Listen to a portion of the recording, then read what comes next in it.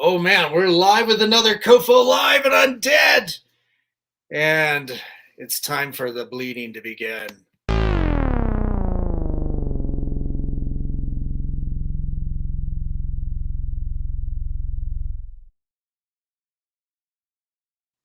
This is COFOH Live Undead! I am your host, Daniel Crozier, and I am joined by the amazing Joe Vallen!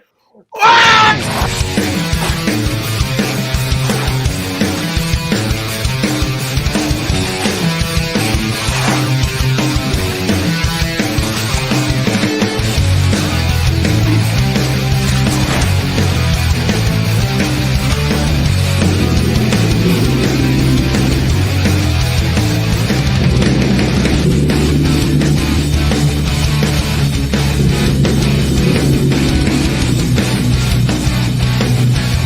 Do I have something on my face?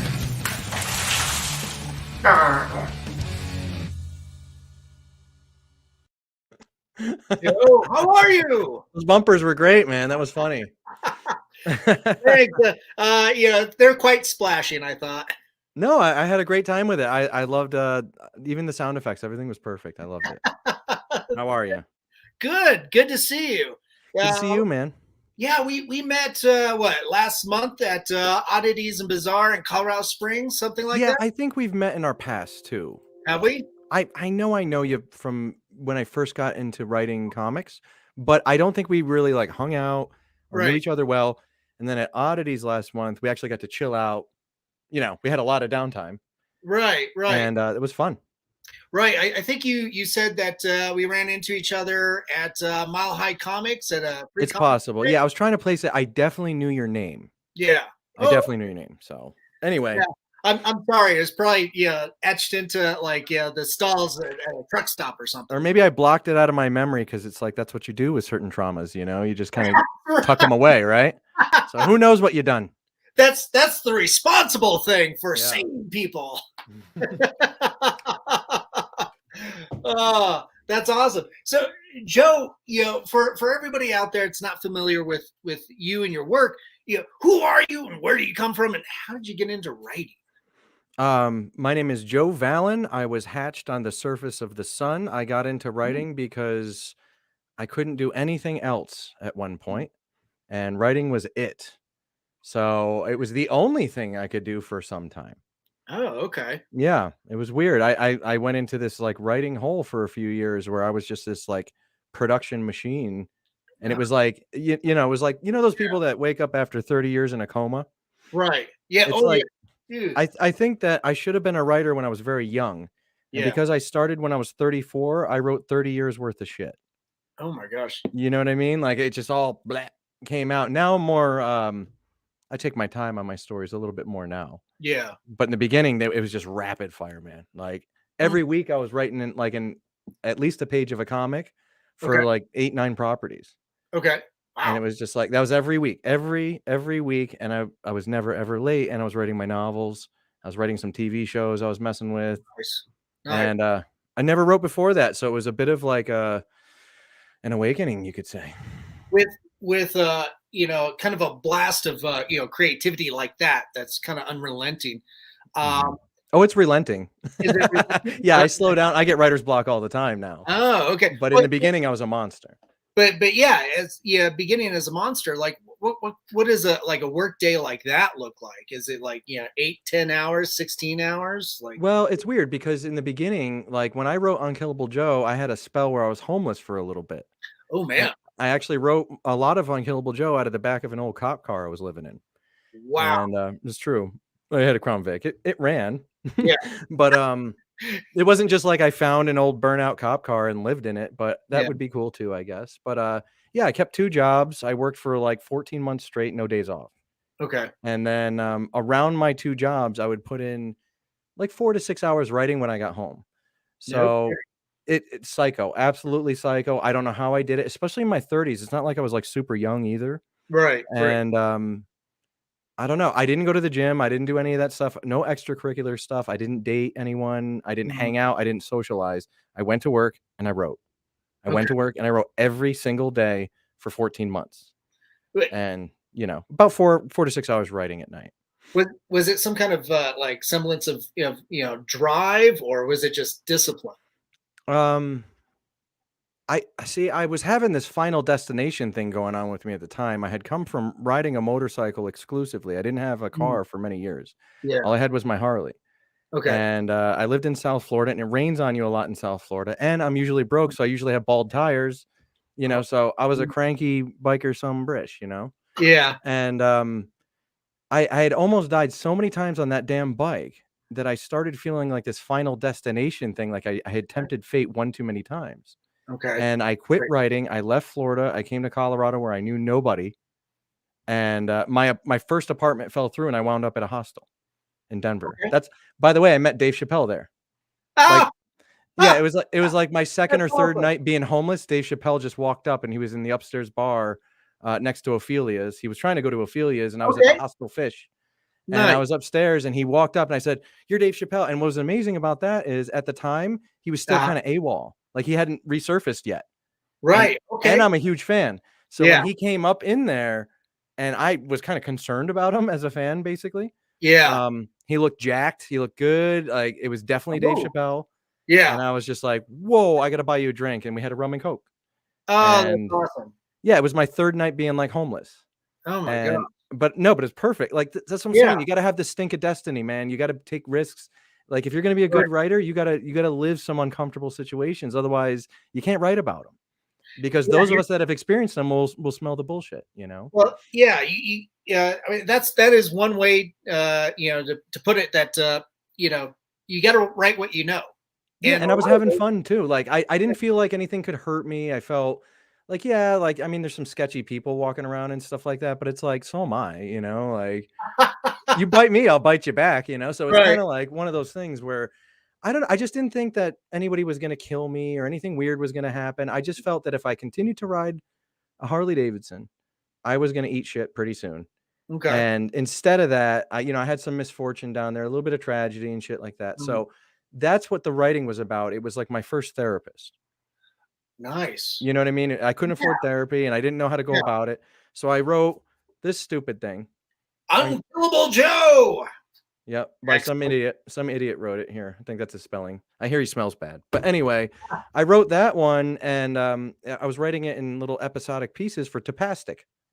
And if you're familiar with the comic, whatever, I guess I'm not familiar with it's Tobacco. like webtoons, and there's Tapastic. Oh, And okay. webtoons is the big one. And I don't know. I haven't checked in on it in a million years. I didn't have much success on there at all. But one of the gems to come out of my Tapastic experience was I was putting Unkillable Joe up in episodes. Thank you, brother. And people were really responding to it. And they encouraged me to make it a novel. So I pulled it off at Tapastic, finished the last 15 chapters on my own, Mhm. and then put out a Kickstarter. It got funded, and then we Yeah. put it into print. And that was like, the first version of it. There's been like 4 versions. So if you got like an old version of Unkillable Joe, I kind of cringe a little bit because I was not the writer I am today. I didn't know this would be a career. Oh, okay. This Yeah. started out as like, I want to get something off my chest before the Yeah. road takes me. So, And so Unkillable Joe was that therapeutic, project that yeah, that kind of. It sounds like with it, yeah, helped save you, put you in a better position. totally. Totally. Yeah. And everything improved. I hang out with a better crowd. I mean, I've had bumps in the road. Mhm. And I've certainly burned bridges in certain places in my life. Like, when I didn't care, like when you're in a bad spot, you Yeah. really don't care who you piss off. It's Right. more just like, dude, if I survive this, I'll be lucky to have enemies. It's like how Yeah. you feel. Mm. And some of those people, like, looking back, I'm like, am I still mad at them? No, I'm not really mad at anybody. That being said, I don't feel apologetic either. Yeah. I'm right in that mid zone of just being like, dude, life's short, go about it. Right. So that's how I kind of feel about a lot of stuff. But my first foray into Colorado, I met some good people. I had some rough Sure. spots. And now it's just all aces. Everybody I meet is a solid person. No weirdness, no arguing about contracts or anything silly with the industry. And at least the writing side of my life has really ironed itself out, and it's very smooth going now. Cool. Yeah, Good. Good. it's a nice time. So I'm glad I picked this profession. Yeah. With Colorado, what was it that drew you here? Um, Okay, so if anybody's ever lived in South Florida for any length of time, you go mad. And before you go mad, you have two options. Yeah. Accept the madness and become it, Yeah. or go to some place with snow again Ooh. and reset yourself. Yeah. Okay. And I was like, I need the seasons. I realized I needed the seasons. I model myself loosely on Odysseus. Okay. And Odysseus had a real rough time getting home, if you remember. Yeah. Yeah, there was a whole book on it. It's my favorite book of all time, called The Odyssey. And I read that when I was a tiny child, believe it or not, but it's written in a poem format. Right. So it's actually a kid can digest the Odyssey pretty well, but they have a funny way of talking. Yeah. I always thought it was just kind of funny, you know, but I liked it. It's like how I like British sitcoms now. Yes. You know what I mean? Because they have a different accent, and I think that's goofy too, and it's fun, you know, like it makes the comedy really pops in a different accent for me. Yeah. Yeah. Yeah. Right? Yeah. Culturally, it's close enough to get everything, get the gist, even if the accent is so much, and the rhythms are different. So it's totally the same thing. So anyway, I forgot what I was jabbering on about, but who cares? We're on to cool shit. That's what I'm saying. So anyway, it was really nice. I had a good time hanging out with you. Who did we see down there? We saw what's his name? Enigma. Oh yeah, my buddy Enigma. Yeah, he was there. He's a lot. I actually somebody did. I was wearing an Unkillable Joe shirt, and this kid came up to me and said, "Oh, I love that book." Oh, that's great. Yeah, it was like in one of the aisles. I was shopping. Yeah. And I was like, "You didn't read Unkillable Joe." Like I just kind of called him out, right? And I was like, "What's your favorite part then, homie?" Right? Right. And he rattled off a bunch of stuff that's very specific to the book. He definitely read it. Nice. And I said, "That's amazing." And I said, "That's so cool." I go, "I wrote that one." And he didn't know I was the author. He thought I was just wearing the shirt. Okay, he thought you were a fan too. But I don't have fans, you know. I got like 16 readers, and that's where I keep it, right? You just keep it nice and steady. Just the loyal 16. That's all you need. Well, I'm joking, but the other thing too is like, writing. You've got to be a fan of what you're writing. You know, if you can't be a fan and sell your own work, who else is going to do it? Yeah, you really got to believe in yourself, but it's got to be a visceral core belief too. You can't just okay. Let's preface this, right? Because you know a lot about this stuff. You've been around a long time in comics, and this relates to the various mediums. Sure. You got to believe in yourself, true. Yep. But you got to actually effing believe in yourself. You can't just be faking it till you make it. I mean, I do that a lot. I fake it till I make it a lot. That being said, I believe I'm going to make it. Right. So I'll fake it knowing that I'm just going to go for it. And if I fail, I'm just going to, just bravely announce that I was faking it. Yeah. You know what I mean? That's kind of how I feel. And that's actually what the second book's about, believe it or not. Right. Bestseller. Yeah, bestseller. My second novel is actually about that, like, looking at success. But anyway, you really have to believe in yourself. Right. And if you don't, you can't go around posturing. Like if you're posturing, that'll be disastrous for you in the long run. You'll look like a total jerk. Don't do that. But if you truly believe in yourself, and it's like it's in your belly, like you stop using the alarm clock to wake up because you believe in yourself and you can't wait to get up. It's kind of like Christmas morning because you get to make shit, right? Yes. And if you feel like that, then bother everyone on the planet about your work. There you go. Nice. That's my advice, right? Right. And give them hell. Give them hell. No, I like that. That's you've got to be your own cheerleader. You do have to believe in your own shit, but you also have to own it too. You got to own it. You got to own it. And the other thing too is if you don't, and you can be honest with yourself about that, get the F out of our way. Yeah. Like your stuff's cluttering up the shelves, man. Like believe in your stuff, sell your stuff with passion. Right. And then, help others like you along their way if you can. Right. That's a good thing to always give back to the community because then you'll have longevity. Yeah. Pay it forward as well. Bring on, whatever talent you can along the way. 100%. So that's one thing I really liked about you in your comic journey. I see that you've done that quite often. And, thank you. I thought that was great. No, I definitely like the cut of your jib, sir. Oh, thanks. Yeah. It's usually pretty uneven. There you go. Yeah, I can never get I get the flyaways, man. I don't know how to make a beard look nice. Yours always looks so much more well groomed than mine. Mine's like dirty old man. But with effort. I put in the time. Like I try to hit the little hairs that are. Anyway. Yeah, kind of sporadically, shooting off like a porcupine. Yeah, I figure like if I gotta look like an author. Yeah. Right. There's that too. I should start smoking a pipe. Well, that reminds me. You kind of got that just the slightest Joe Hill look to you. Nice. I'll take it. I'll take it. He's published. Whoever I look like, just make sure they're published. Excellent, excellent. Hey, we've got some friends popping in. Nice. You know, Angela, loves the way you're thinking. Thank you, Angela. Yeah, she's awesome. She's one of our sponsors, and she's a film producer here in town. Well, pleasure to meet you. Yeah. So Joe, going back to your first book, to Killable Joe, what is it about? Yeah, let's this hunk of crap. Can we swear on this? I don't know. I swore twice. Yeah. Okay. I said this hunk of shit. Unkillable Joe. It's a tough book to encapsulate, and that's why I had a hard time with the summary. But basically speaking, it's about a subpar comic creator named Joe Vallen. Okay. Who's a failed comic creator whose characters have been over-sexualized and overpowered, which is the greatest crime any comic creator can commit, is to overpower their characters. It's nothing I hate more than that. I'd rather have characters over-sexualized than overpowered. But anyway, both are bad. And they come to life and confront him about how poorly written they are. They hate their names. They hate the way that they're written. And it raises an interesting question. Okay, so, and the cover, it says meet your maker. And roughly what this is about is, let's say you met your maker finally, and you found out that everything you've ever said, done, or all your actions had been pre-written by him. Okay, let's assume it's a him, because in this book it's Joe Vallen. And let's assume he's a dunce. He's like a man-child. He's not impressive. He's not like somebody that you could look up to. He's got a lot of flaws. He's quirky. He's eccentric. How would you feel about you in your life then, knowing this idiot wrote the whole thing? Yeah. Right. So that's what these characters kind of go through in this. And the narrator of this story is also me, but he's me in this universe you're talking to. Right. And, well, actually, he's not. He's one removed, by the way. He's one removed, but I want the reader to think that. Yeah. Okay. The guy who wrote him is actually the guy you're talking to. So it's a little zoomed out. But he hates Joe, who's also him.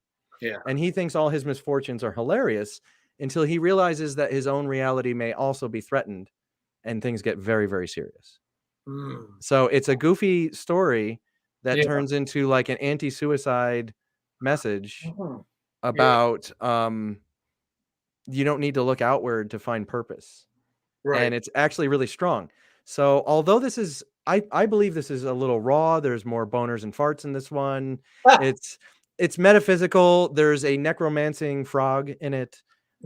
It's fantastical. It's a little crazy. I am the main character, and anything that I do in any of my books, I try to keep it pretty accurate as to what would happen. Yeah. It sounds like a little bit of that dark comedy, Totally. kind of absurdist, type horror, kind of along the ways of like, John dies at the end. It's kind of similar, yeah, in that darkness. And it's funny because the horror community's always been really good to me. And I don't necessarily write horror, which is cool. I flirt with it. No. And there's horror elements in my stuff. Right. But I think what it is because horror fans can tell when they can smell their own, in that if you have deep traumas and they have deep traumas, right, your art will speak to them, even if it's across genre. Well, and to that, like, horror is great therapy too. 100%. Just like you writing, the act of writing is good therapy. You get your demons out on paper. Yeah. And these act as character studies of myself, because since I wrote them honestly, there's parts where I cringe at what Joe says. There's parts where I cringe at what Joe does. And as I look back on my life, much the same. Yeah. And it's actually really funny because it becomes this fractal of embarrassment that I'm forced to intensify through my future books. Right. And it's like, for the amusement of strangers, I suppose, but at the same time, they're finding common thread. Right. Like we're getting along. Yeah. Yeah. It sounds like it forces a little bit of self-reflection. 100%. In a way I've never been brave enough to do before. Yeah. And the reason is because I faked it until I made it. I said, I'm going to be an author. I told everybody I was going to be an author before I wrote a damn thing. And everybody gave me that look that you give people that say things like that, right? And you go, oh, good. Yeah. Okay. Oh, okay. And you change the subject, right? We'll see you at work on Tuesday. Right. Yeah. But, and it's not like I've slowed down in my writing because I'm working on business deals for the stuff I've already written. It takes time. So I'm trying to put things into production. I'm actually coming back into comics, believe it or not. Oh, great. I didn't think I would ever do that because I was like burnt out by trying, Okay. Yeah. And but I actually I do have something good to announce if I can plug something. You can. Okay, I think you'll like this. Okay. I'm making a comic book because he already announced it on his YouTube channel and thousands of people saw that, so I can say it. He said it. I don't think this is a breach of contract. We're good. How's this? I'm making a comic book with the greatest arm wrestler of all time, and he's a fascinating guy. His name's Devin Larratt. Look him up. 2 R's, 2 T's. Go down the YouTube rabbit hole. This guy's fascinating. Arm wrestling is a very interesting sport that kind of grabbed me. Yeah. And Devin and I's friendship is interesting because we met from me bothering him on the internet. Basically, I saw him on YouTube and he entertained me and I spoke to him. Okay. Sometimes or I'll watch a show sometimes and I'll like a certain actor and I'll find their Instagram and I'll send them a message saying great performance and such and such. Yeah. I enjoyed that. By the way, if you ever want to, run some dialogue off anyone, I'm your man. Right. And I introduce myself as a writer and say, I'm coming into the industry, memorize the name. I'll see you around. Yeah. So I'm kind of like planting my seeds that way. Right. Yeah. And it worked with Devin. We became friends. Oh, that's awesome. And now I'm an arm wrestler and he's going into the biggest match of all time. And I know most people watching this are not going to care about arm wrestling. However, it's gotten insanely popular in the last 2 years because of my man. And because of the way he's represented, he's so interesting to watch. He's hilarious. He was a special forces soldier in Canada, real genuine badass dude. And he's funny and he's like a philosopher. And he's a giant of a man. He's huge. Yeah. So all those things combined make him fascinating to most people, and he's very likable. Nice. So that's Devin Larratt, and he's agreed to do the comic. I don't think he's read my damn script yet because he's been training for this match. Okay. So I don't know when we're gonna make it, but the point of me announcing it here, I'm gonna send him the link. I hope he sees it, and I hope this puts a little more pressure on him to hurry up. Cool. Because I want him to read it soon. Is this going to be like a bio or No, not at all. It's actually kind of starring both of us in a way. It follows 2 characters, and one is a special forces operative who is having a hard time adapting to everyday life, and it has a very Unbreakable feel where we're not sure if he's super or not. Okay. You know what I mean? And he's he's called to being a sheepdog, a protector type, and he finds himself in some weird situations, and it's modern day for the most part. And think of the problems we have going on today. If there was a sort of hero, what would he be up against? Without giving too much away, that's the kind of stuff he deals with. And then the side story following my character is about really just a homeless alcoholic who kicks booze, cleans himself up, and there's a side story there. And this is, of course, because I wrote it, a tragedy. But Devin read the first 2 issues and loved it, and then we had a Zoom chat, and he said, "We're doing it." And then he announced it on his YouTube. So that's good. Cool. That's good enough for me. I'm telling everybody. Yeah. So this is what I mean by fake it till you make it, right? Like I got a pretty much okay. I'm running with it. So. That's awesome. So, but he's training right now. So, it's going to be a little bit before you get to. Yeah. And this is the only match I've ever seen where he's like the severe underdog. He's going up against the Georgian Hulk. Okay. This guy's 415 pounds. He's nasty. He hates my friend. It's really funny. He'll be okay. The worst that'll happen is he'll get his arm snapped. But knowing Devin, he doesn't care. He won't care. Oh, it won't affect him. I mean, he'll know he gave it his all. Well, this is a special forces soldier, man. Like, what has he seen before? Like, he won't give a shit about getting hurt on an arm wrestling table. He'll let you just take it, right? Yeah. So I'm looking forward to it. June 25th. If you guys are interested, I'm telling you, it's on a pay-per-view thing. Devin's the guy who just boxed the Mountain from Game of Thrones. Oh, cool. Yeah, Devin boxed him too, which he shouldn't have done that in my opinion, but he did. Yeah. He's psycho. He's crazy. Wow, that's pretty intense. But I love him. He's a great guy. And my point to this whole thing is that A, we're making a comic. That's how I'm coming back. Yep. B, I'm also talking to Jeff Palumbo from Spinwiz Comics. You know him, I think. Yeah. We're talking about some whole new stuff I'm very excited about. Shout out to you, Jeff. I know he's watching. So that's my two kind of forays into comics. And LaShawn Colvin just got signed as well for her comic, Beautiful Soldiers. And we've always been talking about having her in a like a management role on a property. And we're good friends too. Nice. So those are like the three people I may be working with moving forward. Yeah. And also shout out to Glasshouse Graphics. They have a whole art infantry. And I think that's who we're going to be going with. So, nice. You know, that's it. That's all I got for comics. But my whole point is that you could be sitting on your butt during a pandemic, right? Mm-hmm. And we thought the world was ending, right? 2 years ago. Right. And everything was really scary. And Lily and I were inside and we were just watching TV and we're watching Devin's arm wrestling crap just to, you know, make us just distracted from the bad news every day, right? Right. Mm-hmm. And I liked him and I said, I'm going to say hi. He said hi back. We became friends. And now 2 years later, we're making a comic. Cool. And I'm an arm wrestler. Yeah. And that's so cool how that works, you know? Yeah. You never know until you really like, you know, put yourself out there. You got to put yourself out there. That's my whole point. Yeah. What things, you know, can develop. So many creative people are introverts.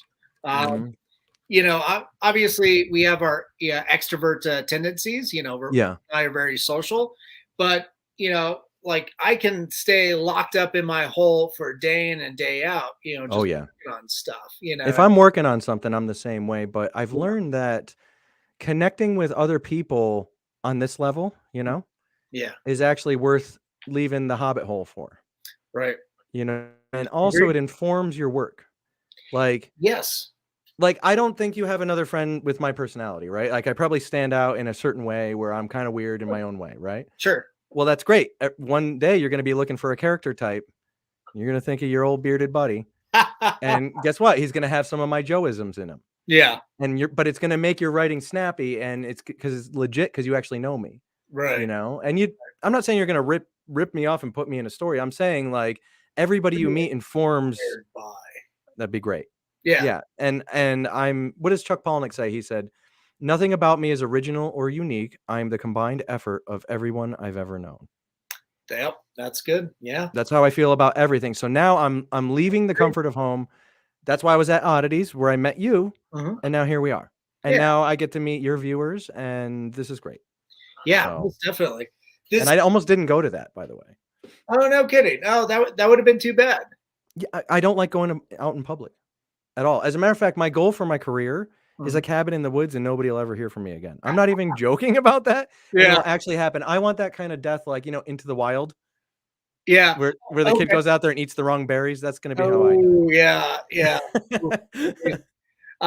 Well, yeah, I'd be interested to hear what Lily has to say about that. She's cool. I mean, like, look, she's either going to have enough money to go get like a mansion somewhere and her own pool boy, or she's going to go out with me and be a cabin bunny, but she's going to have that option because, you know, I don't own anyone. Yeah. But at the same time, I have a feeling she'll go. Yeah. Because she's like really into gardening and outdoors and I want woods. Okay. And she already did move with me to the middle of nowhere once. We live in farm country. Yeah. Aren't you like out in the Fort Collins area or something? Yeah, but like 40 minutes east. Oh, okay. So it's just like we live in it's a small town called Alt, and there's like nothing out here at all. And it says a unique little town when you come up, and there's like 4 places. You can go like 2 gas stations. Yeah. There's a bank.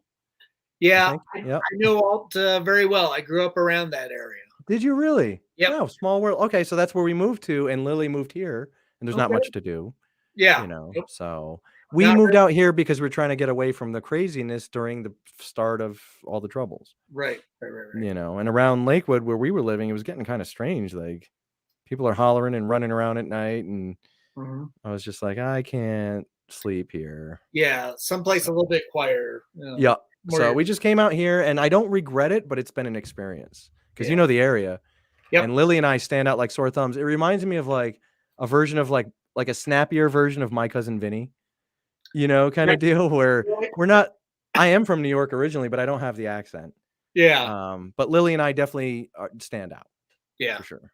Yeah, most definitely. Yeah, I grew up 9 miles east of Greeley, a little farming community called Kersey.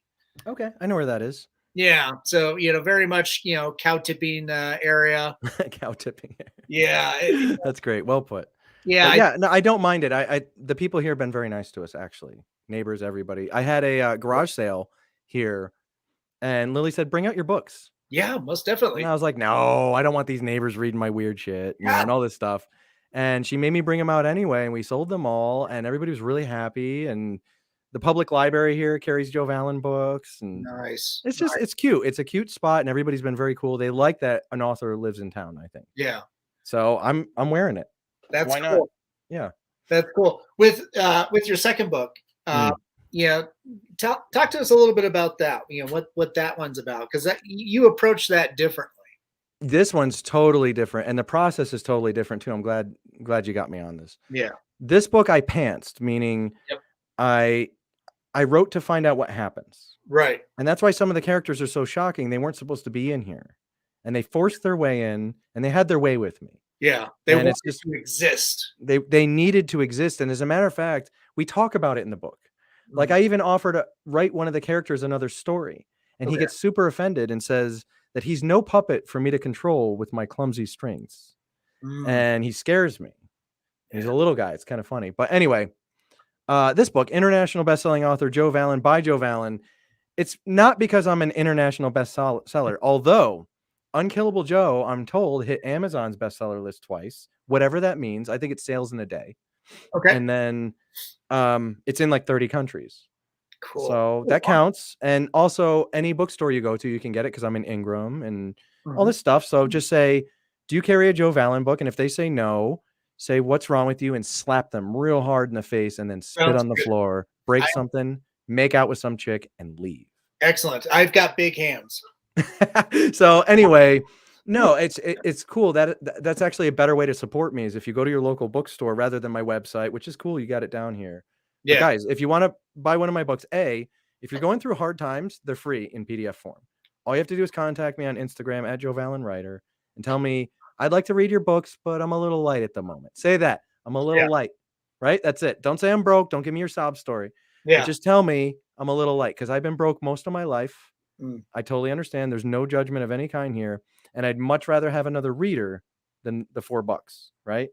So free for everybody. If you're doing better in life, buy the paperbacks. That'll get me back. But I send this one to prisons. Oh, fantastic. Yeah, because I think they're gonna love this one. This one's all about redemption. Like start over. Like don't be an asshole forever. So I think perfect for prisons. It goes in libraries, you name it. This book is interesting though. Okay. Because this book I meticulously outlined. All my books are 30 chapters. And in this book, you wanted to talk about process a little bit. Yeah. In this book, I wrote 1 to 30. Okay. And I sat and I envisioned a horrific scene. Okay. A horrific, tragic scene that would make everyone cry. Something so strong and unimaginable that only like classical music could encapsulate what's going on. You know what I mean? It has to be strings on this one. Yeah. Right? It's got a heart. I saw it clearly. It took a while, but I found it. Okay. And when I found it, I sat in the middle of this like battlefield and looked around. And I saw these characters and I saw crazy things happening. I saw humorous things happening. I saw terrible things happening. I just sat and watched it all and they seemed unaware of me. And when I came out of my little imagination coma, I wrote it all down really quick. So I wrote chapter 30, under 30. I wrote 1 or 2 sentences about what I saw. And then I thought, what would start that off? What would kick that off? Like, what would be the kickoff to that madness? Yeah. And then I traced it all the way back to a moment I could see very clearly. And I watched that and I wrote it in 1. Okay. Wow. Okay. So now I know my bookends. Yeah. It's like putting a puzzle together. Yep. If you try to write like you're trying to like make shit up, you're going to get slapped around. You're going to get slapped around by your own buffoonery. You're going to get slapped around by your characters because they're going to do whatever they want and it's not going to be realistic anymore. Guys, remember the reason we like Daredevil over bigger stories like Superman is because Daredevil is personal. It's a city. Sure. It's cool. He's blind. He's got problems. Yeah. Okay. Yeah. But he's a great lawyer and he's got a job. He's a very interesting guy. It's very personal. Not many characters. It's very relatable. Yeah. Very relatable too. Well, Joe in this, I don't know how relatable I am because it's me and all my shortcomings and quirks. But that being said, I make you understand why I have them, you know? So anyway, so then you fill in 2, 3, 4 to 30, right? Okay. Now you got 1 or 2 sentences, 1 through 30. From there, I start to assemble a playlist Very important. Mm. Okay. For each one or two sentences, I think what song Yeah. would parallel these two sentences. And Wow. I find the exact song, man. It's either metal or it's, if it's crazy, it could be like whatever. I see my most violent stuff to classical, by the way. When I listen to classical, it's like my mind goes to dark places. When I listen to metal, I think of heroic things. Interesting. Okay. Like Yeah. when I listen to metal, I'm killing orcs on the back of a horse, But Yeah. when I listen to classical, maybe I'm writing a horror story. Maybe I'm the main bad guy. Maybe Yeah. I'm the bad guy. So anyway, I get my playlist together. This usually comprises by the end of the book by a few hundred songs by the end, because then you need certain songs for certain parts, right? Yeah. But for most chapters 1 through 30, there'll be about 30 songs. That's your main playlist. Try to stick to that. Yeah. Now, when you're writing chapter 1, you listen to the song that coincides with chapter 1 on repeat. And you write and write and write. Lyrics are fine because they blend out after a while. Yeah. Like once you hear a song 10 times in a row, you're going mad already. You don't need to think about the lyrics. It's like Chinese water torture, right? Right. And then as you get to about 2,000 words, 5,000 words, it's a longer chapter, let's assume. You've heard this song 30, 40 times that day. Yeah. And you're going a little twitchy, right? A little Yeah. squirrely, right? That's perfect. Go right there. That's the place to write from. A little bit of madness and real madness. Don't hype yourself up. Yeah. Get a little crazy. And if you can get a little crazy, you can write something with punch. You can write something that makes the reader feel a little bit crazy. Yeah. And then it's like when you get static shock from somebody. Yep. That's when the reader gets a static shock from the author. I was just thinking of something electrical, Yes, exactly. Same wavelength. Yeah. It's it also kind of exudes a fantastic nervousness that makes you feel uneasy. Like, hey, like David Lynchian, like almost dreamlike, heightened reality, heightened paranoia. Like when I'm writing, by the way, I can't write because I write with headphones on. I listen to the same song on repeat. I cannot write without being in the presence of weaponry. Oh, interesting. That's another part of my process. I have to get my weapons next to me. Does that coincide with you making knives? No. Me making knives coincides with me always being in love with weaponry. Okay. Sometimes you got to make your own if you're broke. Right. But no, it's more because I'm in a vulnerable state because I'm completely out of it. Like you could come into my room and just slap me in the head, and I'd be like, "Ugh." So I try to keep something next to me in case I'm ambushed, because I live a bit of the I live in a code of Zanshin, which means continuing mind. It's a Japanese term, and it's what the samurai use to make sure you never catch them with their pants down. Right. And I don't ever want to be caught with my pants down. And it's like, I don't think I have enemies like that. It's not about that. It's just about, I believe I belong to the warrior class on some level. Yeah. And I'm a writer on this, like me being a writer, that's what makes that a little weird, because I've always been in a protector role, security, armed security. Yeah. I did executive protection work. I did a lot of stuff that was always involved with me protecting or looking after people. Does that kind of coincide with your days as a biker riding a Harley? Yeah, there was a lot of that in there, and I got to really play samurai in that because I got to serve others. Okay. You know what I mean? And I took that very seriously, and still do on many levels. I love my brothers. Half of them are dicks, and you know who you are because I tell you to your stupid fat faces, and I don't care, and not body shaming. I'm just these brothers. Yeah. Anyway, so no, they know who they are. Like we fought like brothers too. Yeah. That's the other thing about bikers. Like the best biker friends occasionally fight. Yeah. And it's because you just walk around with such an edge that like occasionally you're going to draw a spark off another guy with an edge. Right. And you have to examine whether or not your spark has gone out, whether or not you're still that guy, whether or not you belong in the warrior class. Okay. And that's the idea. It's not really hatred or anything that causes certain guys to throw hands. It's more like, this is how far I'm willing to take this at this moment as a throwback to my old honor, code. Yeah. And hopefully so are you. Yeah. Because it's embarrassing when the other guy doesn't want to. Right. Now you're a bully, right? If you go beat up some guy that doesn't want to. But if you go to pick your hands up and the other guy goes, all right, let's go, and he picks his hands up, you have a test of spirit on your hands. Mm-hmm. And Okay. I never shy from that. It's not about fighting. I feel the same way about chess, by the way. Like I'm madly into chess. Yeah. And for the same, I get the same feeling in chess when I checkmate someone versus if I knock them out. It's Right. like almost exactly the same vibe. Interesting. It's weird. It's weird. But anyway, that's the process. What informs its real life. Mm-hmm. Again, that past, that protector role. As a writer now, I'm usually in a position where there's some action to be had. Somebody's coming at me. I got to protect somebody. Something's going on. And in those moments, when Joe does that stuff in my books, the real Joe would too, no problem. And that's what I think is good about my writing when I write about action in particular and thriller and those genres, like kind of faster moving Yeah. stuff, is because I can count on myself to know what I would do in real life. I did write a dark fantasy called Lilith's Cradle that will come out again someday, but Okay. it's like one of my failed comics. Okay. And in that one, it's a cool story though. In that one, I just got out of prison for doing something fairly noble, by the way, but a crime nonetheless. And I did a few years.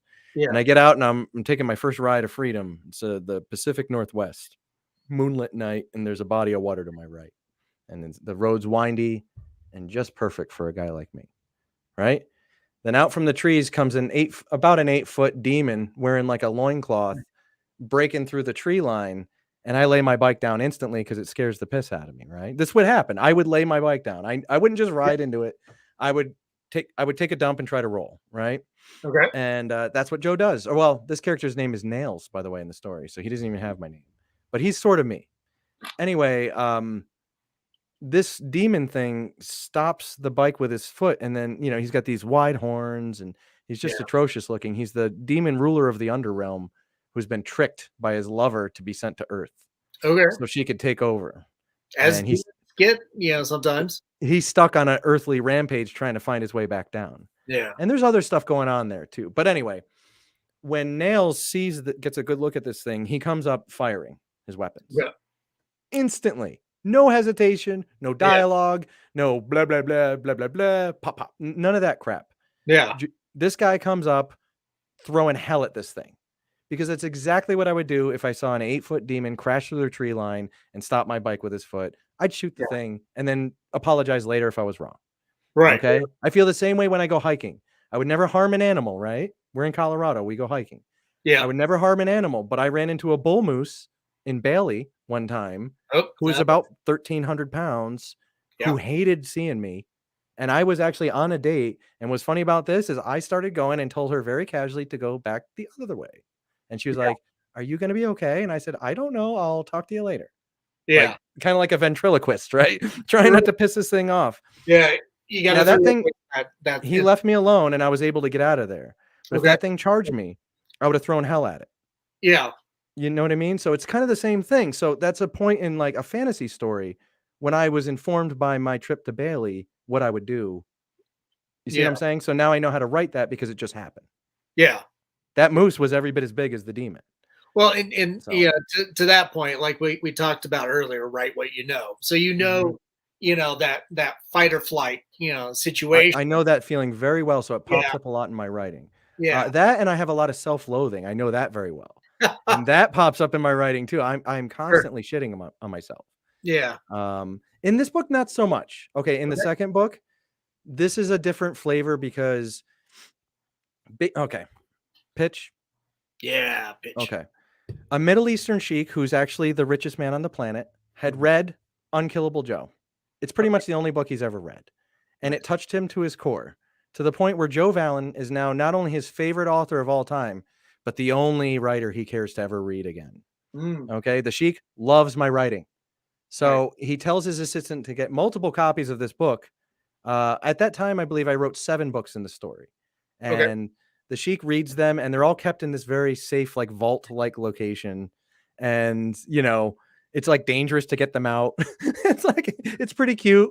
And the sheik is like a genocidal maniac, but he's like really sweet. Like he's like, never have I known such emotion. Never have I seen such strong characters. He's like, characters like me, and he feels like, but he is one of my characters. That's why he's like them. Right. Because he's also written by me and doesn't realize that. So anyway, he reads through all Joe's stuff. He accidentally tells his assistant to buy multiple copies of Joe's books. When he asks how many, He sarcastically says, I don't know, an effing million. Just get a lot of them. Yeah. So the assistant takes it literally and buys millions of copies of my books. So overnight, I'm this international best-selling author, right? Nice. So because of that, because of FOMO, the rest of the world all buys it too. And now I'm bigger than Jesus. I'm bigger than J.K. Rowling and the Bible all smushed together. Like I've sold more copies than books have ever been printed, right? Like the black market uses Joe Vallen paperbacks is like black market currency, and they're expensive. If you want to get a Joe Vallen paperback, they're like $5,000, right? It's like a big deal. Like Make-A-Wish kids are wishing for a Joe Vallen paperback, right? And there's a point in the story where this kid, one of my enemies who's a failed writer, he sees a kid in the hospital get his Make-A-Wish Joe Vallen book. Yeah. And the kid's like terminal, and he's like so happy that he got this book.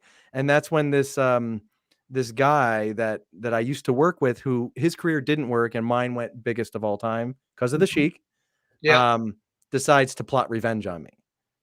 And so he's like the main villain, this guy that I used to work with, that he's jealous of my success. So he's going to come after me, his kind of deal. The Sheik, on the other hand, he eventually kidnaps me to force me to write my next book because he's sick of waiting and I have writer's block and I'm wasting everyone's time.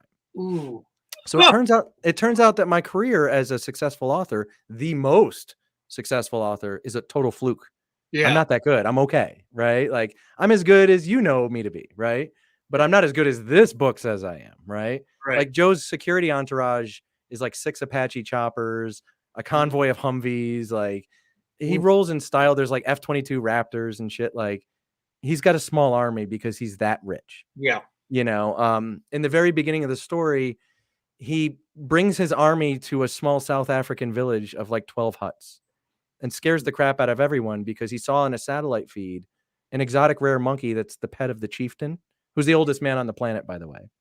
And Joe wants to purchase the monkey because he may want to use him in one of his stories. Okay. And so he offers the man $300 million for the monkey.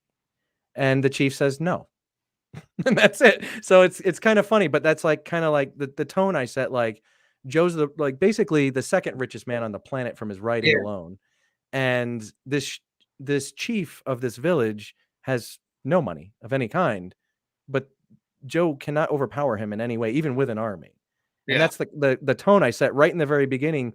The whole book of international bestsellers is about redefining your notions of success, what you think success to be. And when Joe finally figures out that his career is a fluke, he now wants to write a really good book for real. So the Sheik is forcing him in an underground bunker in the desert to write his next novel. Very Misery. North Korean too. North Korean and very Misery, kind of mix those together. Yeah, good idea. And but Joe's a willing captive. He wants to write it. And so he's driven. So the story is a hallucinogenic journey. There's properties of that. Yeah. It covers enlightenment. 3 different characters are going after enlightenment. One through hallucinogenic. She's a chemist and she's trying to break out into the multiverse so she won't die. Okay. And so she's a scientist and she's actually very close to solving it. Wow. And she's a hyper genius. And the other one is a very, very old man who's going after enlightenment the old-fashioned way. And then there's Joe, who's trying to live on through his work, his legacy. Nice. And that's the man you're talking to as well. Like it's very important to me that I live on past my own death. Yeah. Very, very important. And that's why I do everything I do. Yeah. Literally. So I don't know. I mean, I don't know how you feel about that stuff, but for me, it's like, I need the aliens to read this. Yeah. And it says so in this book too. It says that Joe Vallen wanted his name written in the stars. He wanted the universe to know he had existed, if for no other reason than he didn't want to be forgotten. Yeah. And that's me. That's exactly how I'm afraid of my own death. So, you know, I'm constantly writing to escape it. Yeah. I think that's a lot of artists, you know, do that, whether they acknowledge it or not.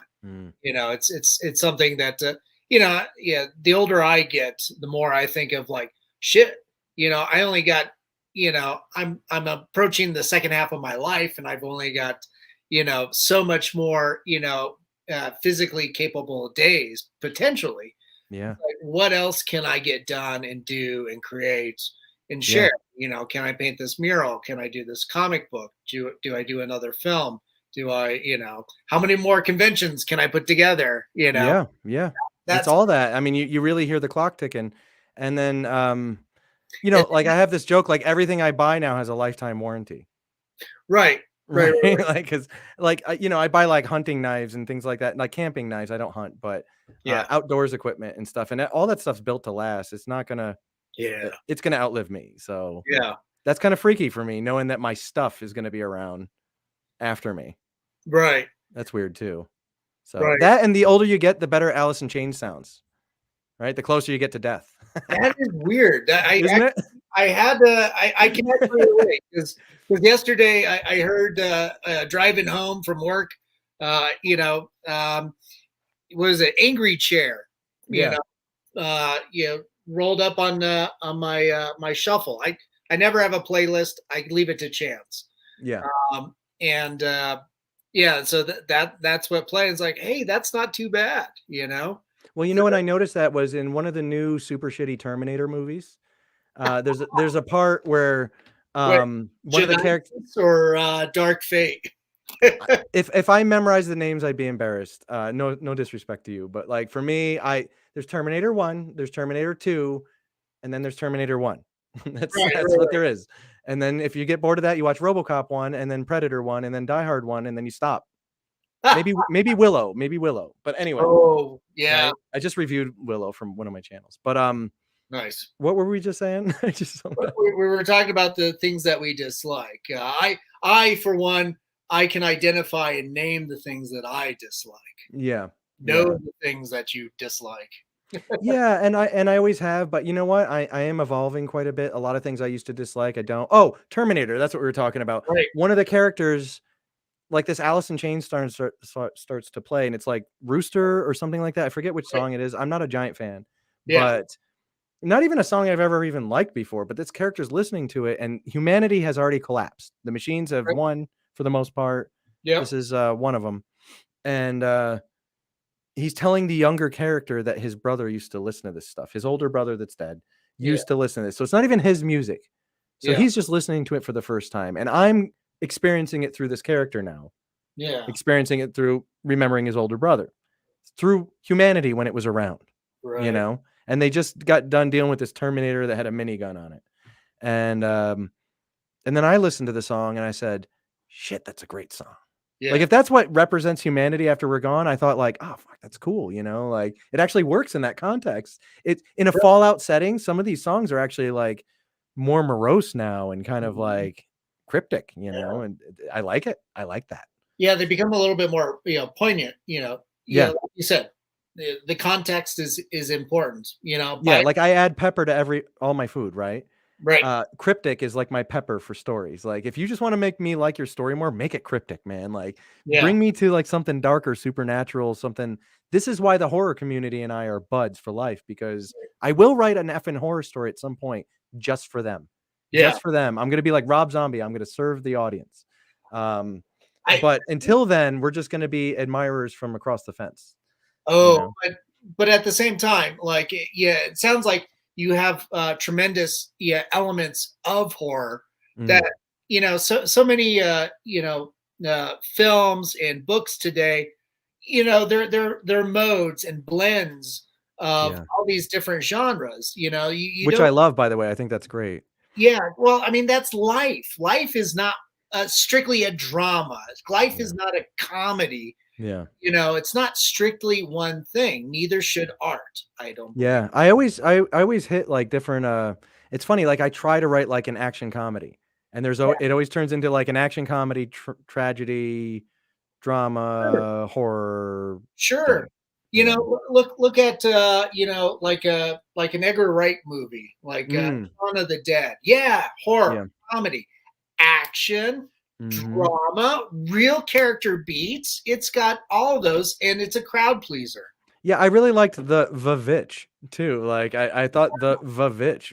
Some people don't like that one, but I like the Vavitch. I think it's actually great because I don't know. I like the pacing of that, and that's what turned me on to Edgar Wright. Was like, this guy's got some chops. He reminds me of like if M. Night Shyamalan Ding Dong was not really into himself. Like Edgar Wright wants to make everybody happy. He really wants to please the audience. He wants to give you a payoff, and he wants to be true to, like, especially historical stuff. Like, he did Norseman, right? Oh, so yeah, Eggers is the director. Oh, that's a different one. Edgar Wright did Shaun of the Dead and Hot Fuzz. I was gonna say, there's no way that that same guy did Shaun. That's what I was leading to. Like, you telling Yeah, me that that guy did Shaun of the Dead that just yeah, did yeah, Norseman and yeah. Vavitch. So is it? It's either Roger Eggers. or Robert Eggers, but No, he you did. said it right. I screwed it up because I Yeah, heard it wrong. Yeah, yeah. As you were saying, the Vivitch, the Vavitch. and then Didn't he North. do Midsummer too? No, Who did that one? that was the same director that did Hierarchy or I didn't see Hereditary. Hierarchy. Hereditary, sorry. I didn't see that. I heard that was good too. I'm actually a fan of Midsummer. I thought that was pretty neat. That was a great movie. It was one of those for me. It's like, okay, I saw it once. I don't need to see it again. Yeah, I feel the same way, but it stayed with me though. You know, I thought about it because Yeah, it's like pure yeah, daytime. It's yeah, like it's just date. There's no nighttime, right? It's just nice out. right. It's pleasant. Everything seems copacetic except for this subcurrent that's happening behind the scenes with Yeah, and I'm freaked out by anything cult related. Like cults freak me out because I can handle like a baddie. yeah, You know what I mean? Like, okay, you got Jason Voorhees coming after you. Okay, well, right. work on your cardio. He seems to just lumber around, like just run from him. But a cult, Yeah. you're stuck. You're stuck. They're gonna get you. You Yeah, know. that film in particular, that was one that I was a little torn with. It's like, okay, you have these people that are coming from a different community across the ocean to Hmm. observe. They end up being uh, disruptors, right? Yeah. And The one guy pisses on the sacred log or something, and he yeah, offends them yeah, all. Yeah, I remember that. it's like, okay, yeah, it is a cult, even in that community. It's that how far back does that cult go?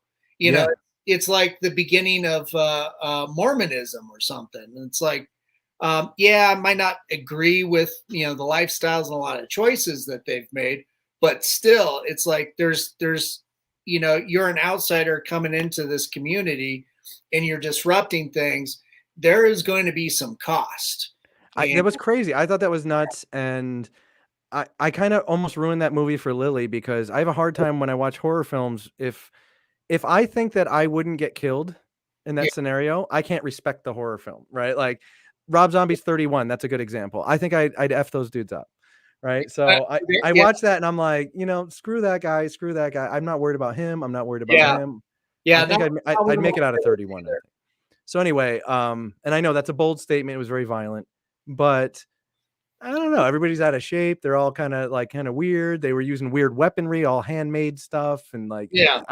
it was dumb. But when I watched Midsummer, I almost ruined that for Lily because a New York Italian. Yep. Can you just picture just that alone? Like I would just be sitting there like, why are you eating that? Like, why are you doing that? Like, what is this tradition about? The Edderstoop thing where the old people jump to their death. Yep. Spoiler, I guess. I'd be raising bloody murder about that. I'd freak out. I'd yell Yeah. at everybody like, "You just let these old people kill themselves? Like, what's wrong Mhm. with you?"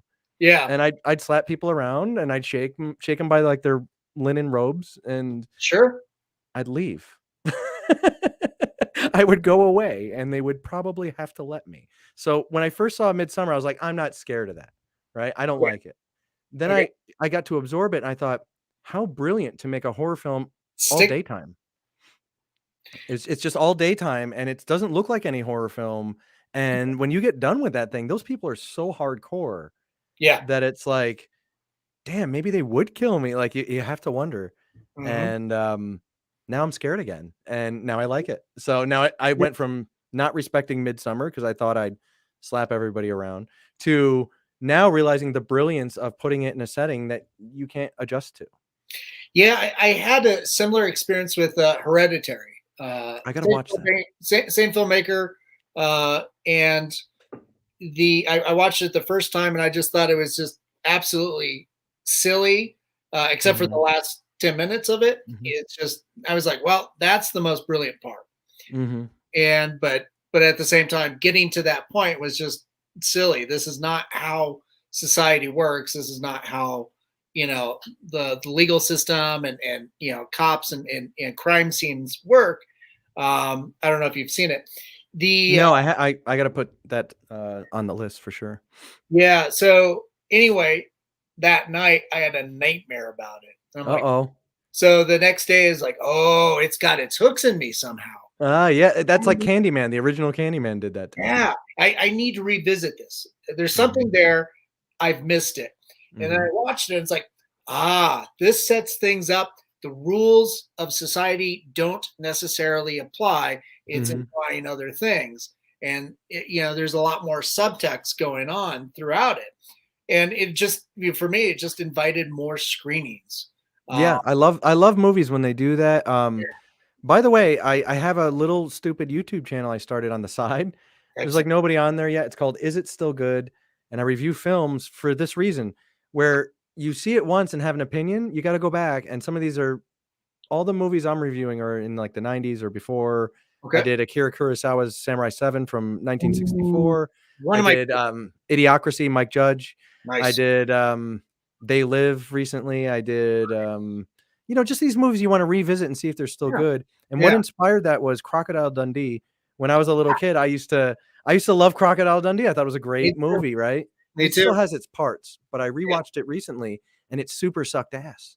It And doesn't age well, does it it? did not age well, and, then I thought I should make this channel to let younger people know what older stuff to watch so they don't think everything sucks, Yeah. because our era was actually supreme for filmmaking, at least, A lot of innovation and a lot of creativity, and just all great stories got very buried at the time too, time. like Idiocracy has no marketing. Right. Like, nobody would ever market that because it was mean, they were satirical about corporations and, Right. 20th Century Fox hated that, so they just buried it, right? Right. So you gotta make a review saying, "Hey, go watch this one," or don't, but Right. Right. For me, revisiting and what I thought at the time, was a goodie was, I grew up with the movie Ghoulies, and Ghoulies, that was like a Critters ripoff. right, exactly. It Yeah, did. there was a whole spawn of Critters ripoffs, and Ghoulies was one of them. And Ghoulies kinda sucks now, Yeah, doesn't it? Gremlins was the one that really kicked it off, and then Mhm. Critters came after that, and then you got Ghoulies, And then there but was, like, Troll, remember Troll? Cat's Troll, Eye, there was, like, Cat's Eye, that was, like, a little weird one. yeah, That might that have was been a Stephen King a good one. story. Yeah, little anthology one. I can't remember if that came before or after Creep Show. Um, Oh, yeah, that fits in with Creepshow, doesn't it? yeah, Kinda well, like similar stuff. yeah, it's because it's all anthology based. But with Ghoulies, I was like, oh, this creeped me out as a kid, and so 20 years ago or so, I found it on DVD at Best Buy. I'm like, I remember this film. I'm gonna buy this. This scared the shit out of me, Yeah, and that was my first real conscious awakening that sometimes things don't age well, and it happens a lot. it's Yeah, not only is it the artifact itself, the art or the film that you're watching, but you changed. right. Exactly, and society has also changed in a lot of ways, and, Yeah, we get this a lot, Lily and I do, she's 28, gonna be 29, I'm 42, gonna be 42 now. yeah, you So, we have a whole different window of films and stuff. right. So that kind of probably started this whole thing off. I'm Yeah. constantly trying to show her movies and hype them up, like we reviewed, Lost Highway, right? Oh, I love that one. Lost Highway is a great movie, but I had to show it to Lily. She hadn't seen that because she just missed it. Yeah. So, it's actually fun to have a bit of an age gap with your partner in that way because you get to explore different art. The only thing is that we don't really cross pollinate that much. Like, I'm not too interested in her era as far as like the art from her era. I'm like, yeah, yeah, I remember. Like, Yeah. because I glossed over it. I was older then, Right. so like I was around. Yeah. So it's a little different. You weren't young enough to be imprinted and impressioned on that. Mhm. When You you're know what never hit me that hit a lot of people yeah, was, Dragon Ball Z, right? right. So I was a big fan anime-wise of, like, Ninja Scroll Yeah. and Vampire Hunter D, Bloodlust even, like that one, and, just a bunch of other, like, hyper violent, cool animes. Ghost in the Shell, the first one, blew Yeah. my mind. Yep. So when I got to Dragon Ball Z, I was like, "What's this story?" Yeah. And I remember seeing an episode where there's this guy, like, powering up, right? And he's Right. powering up to beat up this guy. and he's going to beat him up, and he keeps telling him what he's going to do. Oh, when I'm powered up, you're done. And the other guy's like, well, I'm going to power up too then if you're powering up. So he's powering up too. This is the beginning of the episode, right? Yeah. Well, I'm not into it, so I go and do something else. Nice. I come back in, my friend's still watching it, who loves this. Yeah. And they're still powering up, talking about what they're going to do. The entire episode, they were powering up, right? Yep. Then it was over, and they said, next week, check out this preview. In the preview, they're powering up. And I just looked at him and I just said, dude, you're insulting me. You're just insulting me with this stuff. I can't do it. So I no offense to any DBZ fans out there, but to me, there's certain things that just missed me, like Game of Thrones missed me 100%. I was not interested. Yeah, that was one I got into. We've got we're winding down on time, but we've got a few folks that chimed in and just kind of sending fun little emojis. Bill Yen. Yeah, interesting palette. So I like the profile pic. Yeah, he's enjoying I think your work and how your process. So of course, thanks, bro. Chiming in, and Hereditary makes dollhouses freaky. That's 2 for Hereditary. Thank you, Angela. I gotta have to add that to my list. I certainly will. Yeah, so, yeah, awesome. Joe, yeah, it was great having you on the show. For everybody out there, where else can they find you? Oh, I don't know. I'm all over the place. I'm like mold. Look up, look around. Yell my name real loud. I'll say what. Nice. So, guys, I'm not hard to find. At Joe Vallen Writer on Instagram. Unkillable Joe was my first book, and that's great. Go pick it up. But if you're like a more discerning reader, this one's more professional, and you don't have to read the first one to like the second one. Start with international bestselling author Joe Vallen. As far as the comics, let's wait and see what happens. I wrote some shows too. But other than that, you guys can find me on YouTube. I have a gear review channel called 5 Minute Knives. Is It Still Good? The movie review channel, the Mighty Pen podcast, bunch of crap. Type Joe Vallen, you'll find me. But more importantly, I stream chess on Twitch. It's called Trash at Chess. And that's the one that I really want everybody to go to. I think everybody should learn how to play chess. And it's fun to watch me F up and complain. And we talk about life. It's actually kind of a serious show now. Like, we hang out. Nice. So I do Monday through Friday, 10 a.m. to noon Mountain Time. Oh, that's cool. Yeah. That's so cool. Yeah, Joe, stick around for a few minutes as we sign off. But, I want you to, wanted to thank you for being so generous with your time. And no, dude, you're the man. Thank you so much. And when we got to hang out at Oddities, instant friends.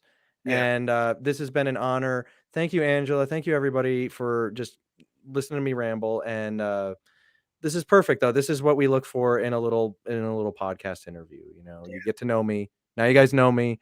If you will support me, support your local bookstores. That's the big thing. Ask them if they carry a Joe Vallen book and come back and they'll have 20 of them on the shelves. It'll help me out. So thank you, brother. Thank you, everyone. Stay safe out there and beware of the squirrel, Yeah, most definitely. Squirrels are dangerous. Yeah. Angela says, thank you, Joe. Thank you, Angela. Stay in touch. Come find me. Yeah, most definitely. Cool.